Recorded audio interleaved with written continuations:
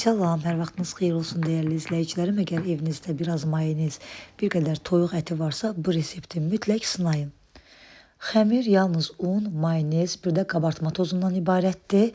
350 qram un götürürük. Bu da 200 ml stəkan ölçüsü ilə 3 stəkandan bir baş parmağı əski un eləyir. Unun üzərinə bir paket, yəni 10 qram qabartma tozu əlavə edib qarışdırırıq. Daha sonra isə üzərinə 260 qram istənilən mayonezi əlavə edirik və yumuşaq, ələ yapışmayan bir xəmir yoğururuq. Değerli izləyicilərim, səsimə görə də üzürlü sayın. Biraz nasazlamışam, ona görə də səsimdə tutqunluq var. Və gördüyünüz kimi mayonezi də əlavə edirik. Əvvəlcə biraz qaşıqla qarışdırıb, sonra xəmiri əlimizlə yoğururuq. Ələ yapışmayan yumuşaq bir xəmir olur. Kim hardan videomuzu izləyirsə, hər birinizdən çox xahiş edirəm ki, zəhmətə dəyər verib, videonu izləyərkən saniyənizi ayırıb, yuxarıda gördüyünüz bəyən düyməsinə toxunaraq videolarımızı bəyənməyi unutmayın değerli izləyicilərim. Gördüyünüz kimi xəmiri yoğurdum. Xəmiri əvvəlcə yoğurduqda biraz belə parçalanmış kimi xəmir olur. Bir pingvin salafanın içərisinə yerləşdiririk və soyuducunun buzluq olmayan adi gözündə xəmiri bir 20-25 dəqiqə, yəni içliyi hazırlayana dək xəmiri soyuducuda gözlədirik.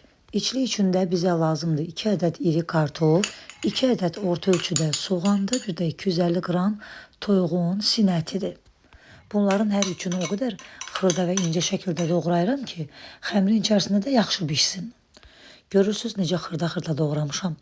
Sizlər istəsəniz burada toyuq ətinin yerinə çəkilmiş qiymətindən də 250 qram qiymədən də istifadə edə bilərsiniz. Zövqə görə üzərinə 1 çay qaşığı duz, yarım çay qaşığı qara istiot və yarım çay qaşığı şirin qırmızı istiot əlavə edirəm. Yaxşıca qarışdırıram və budur. İçliyimiz hazırdır. Qeyd etdiyim kimi toyuğun sinə ətinin yerinə istəsəniz çəkilmiş qiymətdən də istifadə edə bilərsiniz. Mən demək piroqumuzu 26 sm olan açılıb bağlanan biskvit formasının içərisində hazırlayacağım. Sizlər də istədiyiniz formada, tavada hazırlaya bilərsiniz. Əvvəlcə kərə yağı ilə altını və kənarlarını yaxşı-yaxşı yağlayıram və qabımızı qoyuram bir kənarda qalsın. Və artıq 25 dəqiqə keçdi. Xəmirimi soyuducudan götürürəm. Gördüyünüz kimi bir ədəd iri kündə edirəm. Digər kündə isə biraz kiçik ölçüdə olur. Çünki bu kiçik ölçüdə olan üzəri üçün olacaq. Bunu bir kənarda gözlədirik. Digər iri kündən isə yayırıq. Mən piroqumuzu qeyd etdiyim kimi 26 sm olan formanın içərisində hazırladım. Amma siz məsələn istəsəniz biraz hündür çıxsın, onda 24 sm olan formada da hazırlaya bilərsiniz. Artıq bu qalıb sizlərin zövqünə. Mən çox qalın olmasını istəmədim. Ona görə 26 sm olan formada hazırladım. Yayarkən də formanın ölçüsündən bir qədər artıq yaymaq lazımdır ki, çünki kənarlarını formaya yapışdırmaq lazımdır. Ona görə mütləq formanın ölçüsündən bir qədər artıq yayırıq.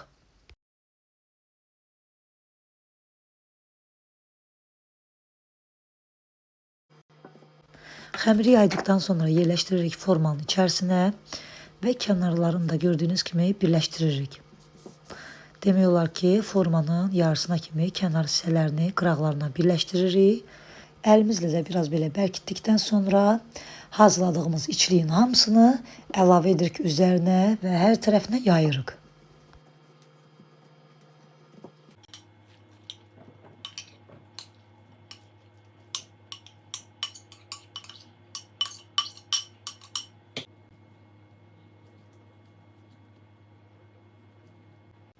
İçliyi də yayarkən mütləq çalışın ki, hər tərəfə eyni bərabərdə yayın. Üzərinə içliyi yaydıktan sonra bir 3-4 dilim də kiçik ölçüdə kərə yağları üzərinə əlavə edirəm.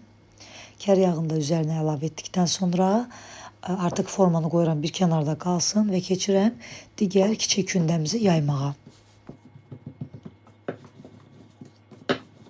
Hətta böyük ailəsi olanlar bu reseptdəki ərzaqların miqdarını 2 dəfə artıraraq iri bir listlə də hazırlaya bilərlər.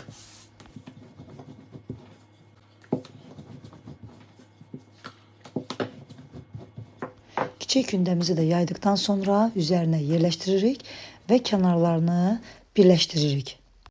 Videonun əvvəlində baxdım ki, qeyd etməyi unutmuşam. Demək bu xəmiri yoğuranda əvvəlcə biraz parçalanmış kimi olur. Amma bir salafanın içərisinə yerləşdirib 20-25 dəqiqə soyuducuda dinləndirdikdə götürərkən artıq özünüz də görəcəksiniz ki, həmin o parçalanma qətiyyən olmur. Çox rahatlıqla xəmir yayılır. Kənarlarını barmağımızla birləşdirdikdən sonra küt bıçaqla, yəni burada mən dərin kəsmirəm. Sadəcə üzərlərinə belə cızıqlar atıram. Bunu da formasına görə. Baxın bu cür belə düzəliş verirəm. Və 2 çəngəl vasitəsilə belə naxış vururam. Naxışı düzdür, tam olaraq üzərində qalmır. Amma az da olsa görünür. Artıq üzərinə naxış vurmağa qalıb tam sizlərin zövqünə. Onu bilirəm ki, dadı möhtəşəm alınır, çox ləzzətli olur. Üzərinə çəkmək üçün də 2 yumurta sarısından istifadə etdim. Yumurta sarısını üzərlərinə yaxşı-yaxşı çəkirik və öncədən artıq sobamızı yandırmışıq.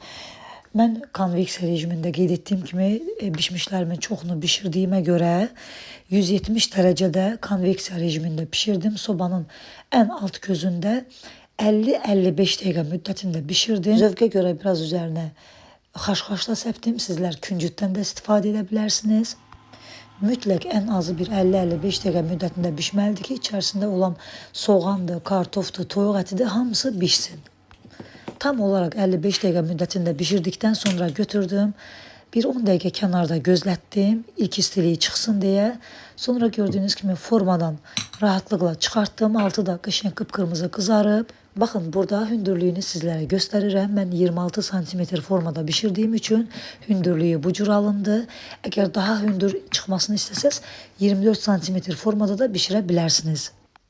Hardasa bir 15 dəqiqə gözlədim. 15 dəqiqədən sonra soba qabından çıxartdım və budur, gördüyünüz kimi çox gözəl alınıb. Görsüz hələ qaynardı, tüstüsü çıxır, amma o qədər ləzzətli, o qədər dadlıdır ki, mən elə isti-isti də bəyəndim, soyuq halda da bəyəndim. Hər iki cür yeyə bilərsiniz. Səhərə qalanda da pambıq kimi yumuşaq qalır. Baxmayaraq ki, xəmir biraz pesoçunu xəmirə bənzəyir, amma çox yumuşaq qalır. Xəmir incə bir xəmirdir, çox gözəl pişib. Baxın, kartofdur, toyuq ətidir. Buradan çəngəllə əzib sizlərə göstərirəm. İçlik olaraq, içlikdə çox xırda-xırda doğradığıma görə çox qəşəng pişir içərisində. Dadından da doymaq olmur. Mütləq hazırlayın, dadına baxın, geri dönüşlərinizi gözləyəcəm. Bu xəmirə nə yağ lazım deyil, nə yumurta lazım deyil. Sadəcə un, qabartma tozu və mayonez. Həqiqətən də mayonezlə hazırlanan xəmirlər çox gözəl alınır. Bu xəmir də möhtəşəm bir xəmirdir. İstənilən duzlu içliklərlə pirog hazırlamaq istəsəniz mütləq bu xəmirlə hazırlayın. Videonu sonadək izlədiyiniz üçün hər birinizə ayrı-ayrılıqda öz təşəkkürümü bildirirəm. Göz haqqınızı halal edin. İnşallah yeni videolarda görüşmək ümidi ilə. Sağ olun, salamat qalın. Allah'a emanet olun.